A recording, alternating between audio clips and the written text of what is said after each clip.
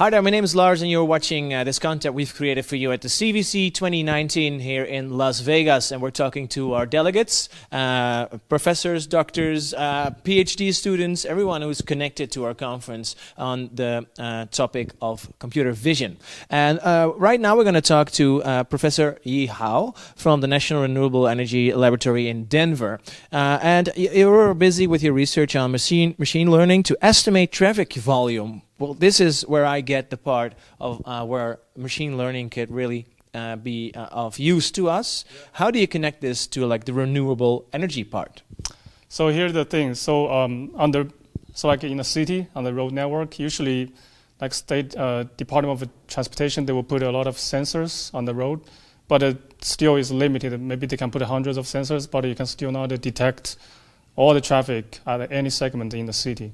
So now machine learning is really good to, based on the data we have, to estimate the traffic on the road anywhere, anytime, on any segments.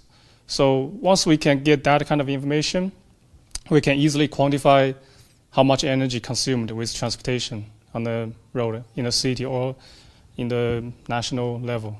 Okay, so then you can estimate that those traffic movements. How to translate this to like and to use this information to like spare on energy or to make that we use less. We can estimate the energy intensity or energy efficiency for all the vehicles on average. Wow. Then once we get the speed and the traffic volume, then we can.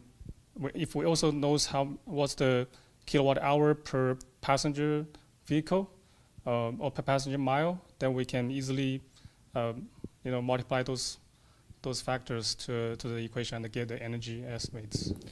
Okay, so it sounds like a very exciting technique to understand better what's happening in the traffic movements and to create like more efficiency on that. Yeah. So why did you choose to bring this to CVC? Actually, on CVC, the presentation is about the ride-hailing demand forecasting, like the Uber and Lyft, those kind of companies. So the reason we're trying to do this, if we can accurately predict the demand in the next 10 minutes to 15 minutes in any area in the city, we can more proactively to manage the fleet assignments. And if all the vehicles can be connected and automated in the future, the companies can easily assign any vehicles to anywhere the demand would come in the future. That could save more energy and cost of those companies and mitigate the traffic on the roads. Yeah. And just to be honest, what do you think is the important driver for the companies to dive into this? Is it the cost efficiency or also the energy efficiency? I think the company would care more about the cost, but public agencies, government, they will care more about the energy. And also as a human being, we don't want to pollute the planet, right? We want to have a clean, zero-emission traffic anywhere in the world. So you're presenting your work and you've submitted your paper and there are all these different angles during this conference. Yes. So are there any interesting connections so far for you or some inspirations to connect your work to other fields of research?